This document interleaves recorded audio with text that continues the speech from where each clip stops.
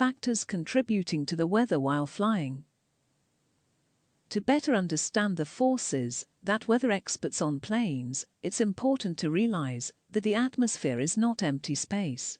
The heat from the sun and friction from the Earth's surface act upon the gases and water in the air, creating a variety of weather conditions. Here are some of the factors described which contributes to the weather while flying an aircraft, such as wind. Wind is one of the basic weather factors affecting flight. Depending on its severity, wind can be pushing the plane off course by affecting its heading, airspeed, or altitude, or a true hazard, creating dangerous flight conditions.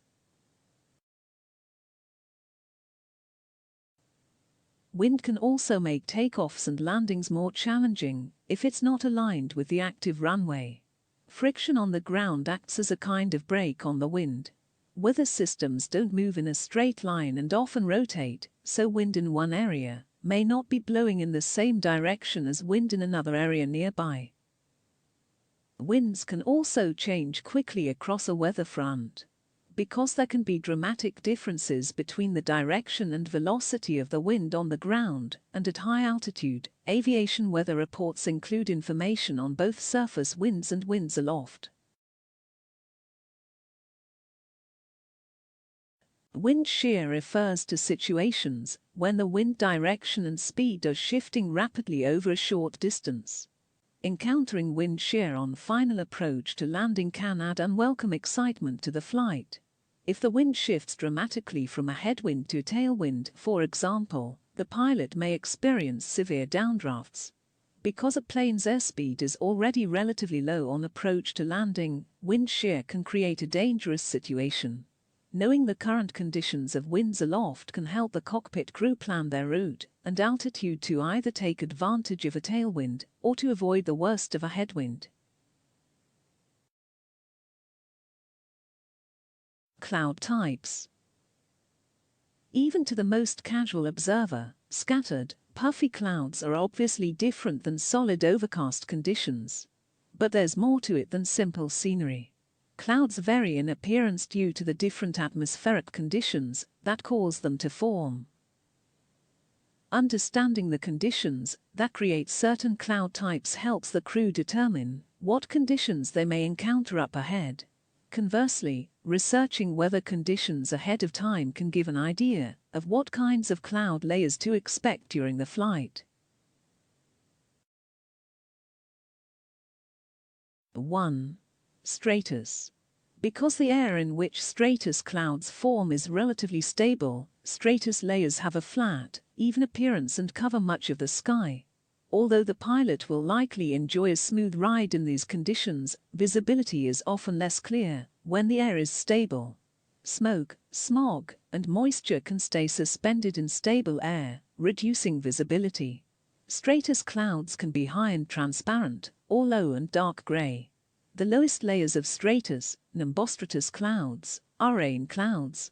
Higher, less dense stratus layers can produce rain, but it tends to be more showery than the drizzle produced by low stratus layers.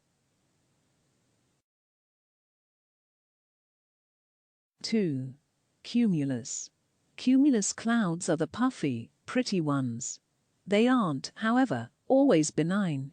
Cumulus clouds form in unstable air, which allows them to have greater vertical development than stratus clouds. Most frequently, they have flat bases and lumpy tops, and form below 6,000 feet, 1,828 meters. The more unstable the atmosphere, the higher cumulus can build. 3. Cumulonimbus. Cumulonimbus clouds can tower to greater than 50,000 feet, 15,240 meters. Cumulonimbus are the clouds that make thunderstorms. Unstable atmosphere with rapidly rising masses of air creates the conditions necessary for thunder and lightning. Pilots should avoid these hazards whenever possible.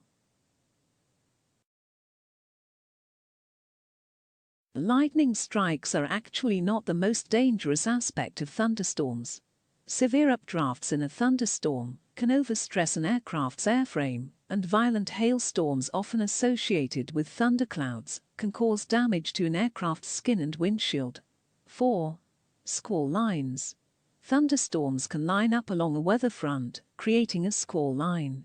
Aircraft must navigate around squall lines, sometimes taking them hundreds of miles off their intended course. 5. Cirrus. Cirrus clouds are characterized by a wispy appearance and very high altitude. Cirrus are composed of ice crystals.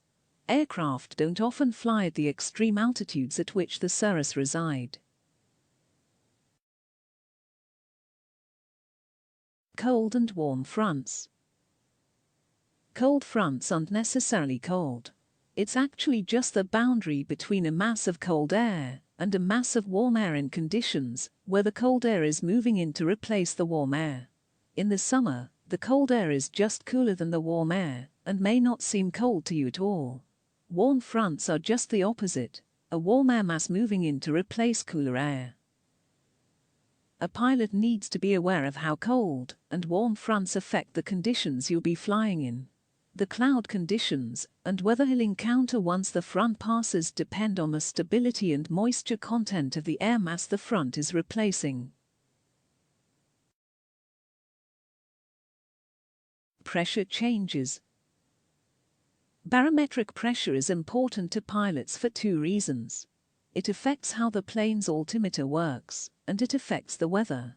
In order to measure how high above sea level your aircraft is, its altimeter is set to local barometric pressure.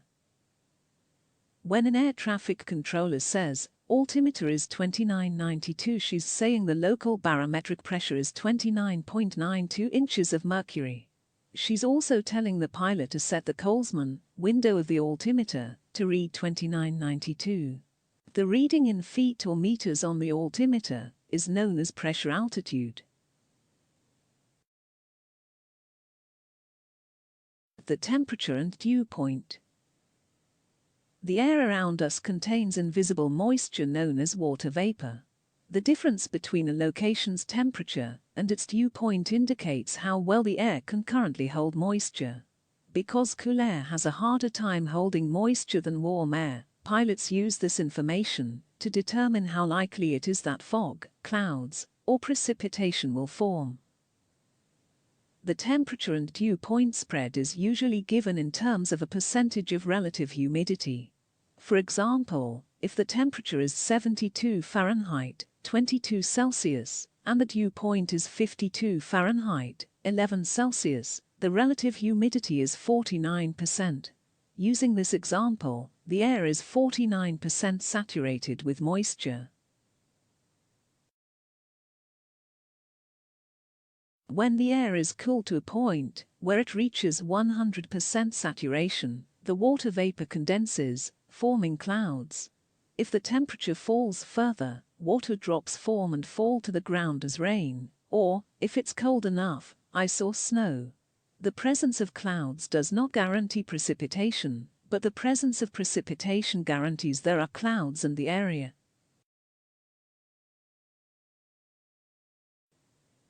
In-Flight Simulator, the Automated Terminal Information Service, ATIS, reports the current temperature and the dew point.